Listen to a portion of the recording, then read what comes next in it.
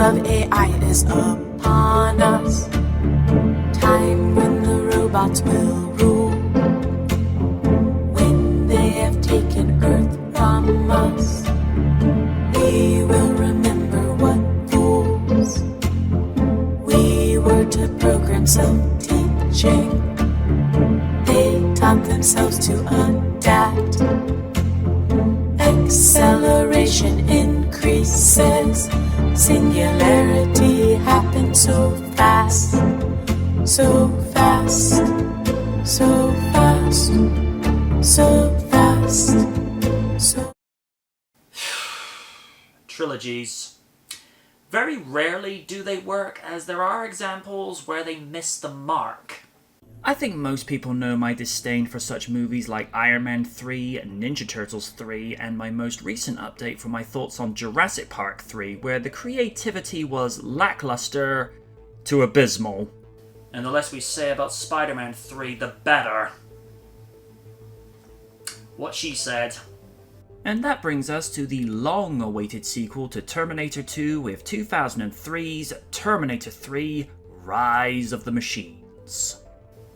Will this sequel build upon what T2 had established, or will it simply crash and burn? Let's find out as we fire up the time circuits and go back to 2003.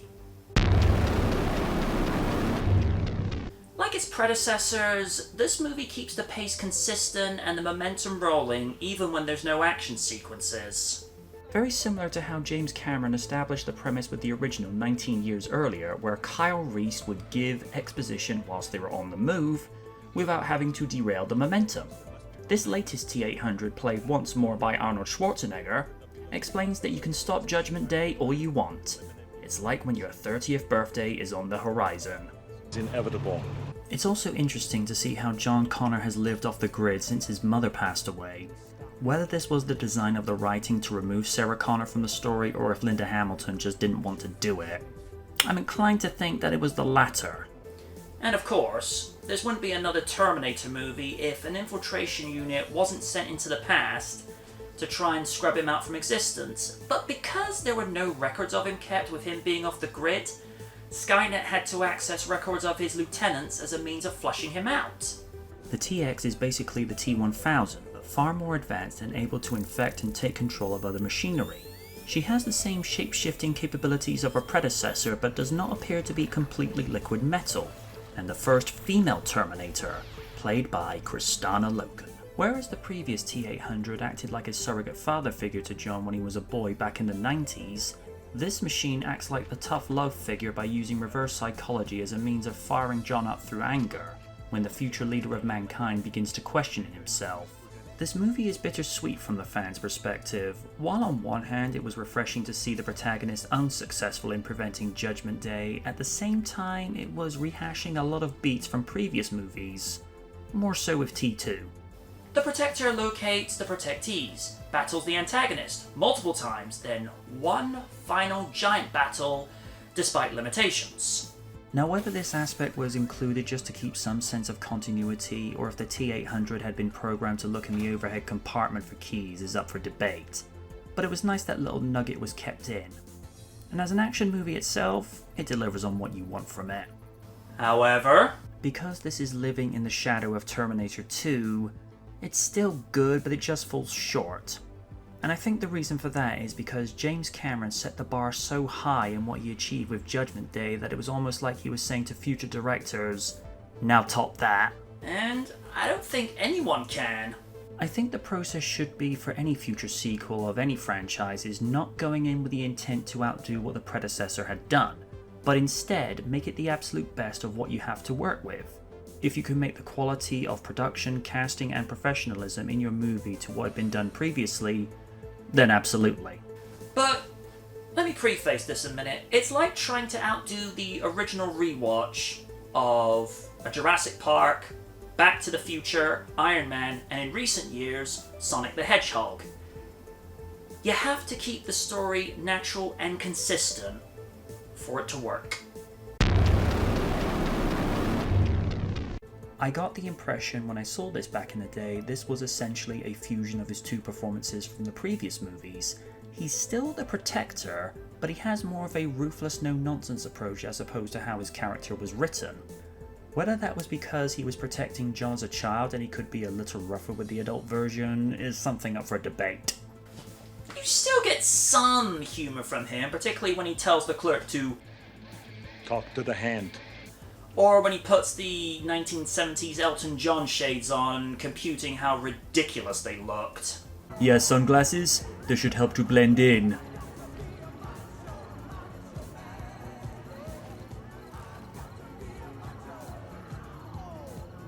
Whoever wore these must have thought Vista was a good idea. You are terminated! Kristana is not known for riveting performances. Just look at her time on Blood Rain, in which that movie was nominated for multiple Razzies. However, she plays the part well in being an emotionless killer robot with a seductive look. Interesting thing to note is that the character didn't blink once. And she was the first Terminator to self-inflate. It's not something they would include today, but it was 2003. I felt like he was such a disappointment. He didn't have the same natural charm of Eddie Furlong. Now, granted, Eddie was a kid when he made T2, but he was more likable than adult John. As an actor, I'd say Nick's okay. He's not terrible, I just think it would have made more sense had they gotten Eddie back to reprise his role. At least there would have been consistency. Fans also responded negatively to the change, but the director said he wanted to start from scratch, saying that John would be a different character now. And you couldn't have Eddie evolve his performance? Isn't that what an actor does? Act? Furthermore, Eddie had signed on for the sequel in 2000, but had to be dropped from the project due to his substance abuse problems.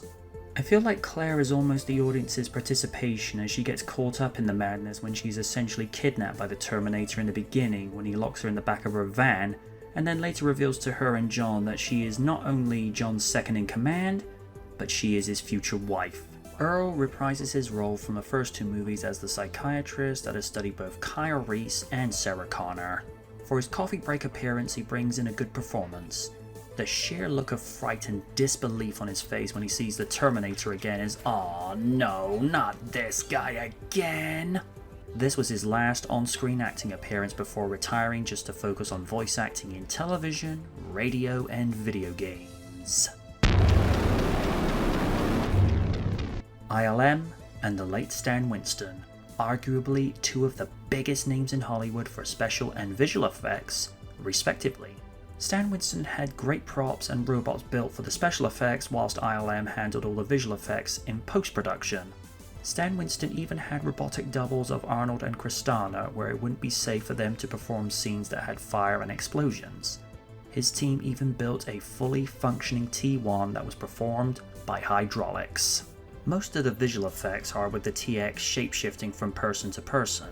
One particular shot that required a lot of work to make it look seamless was Catherine's fiancé morphing into the TX. This was the result of repeated multiple camera movements that were the same for each take. That sounds like a similar method to what they did for Back to the Future Part 2 and 3, in which they had cameras track Michael J. Fox and Christopher Lloyd where they were required to perform dual roles. One shot I do like was a combination of Arnold's real body, props, and CG for the T-800's final scene as he defeated the TX by igniting his remaining hydrogen fuel cell in his chest cavity.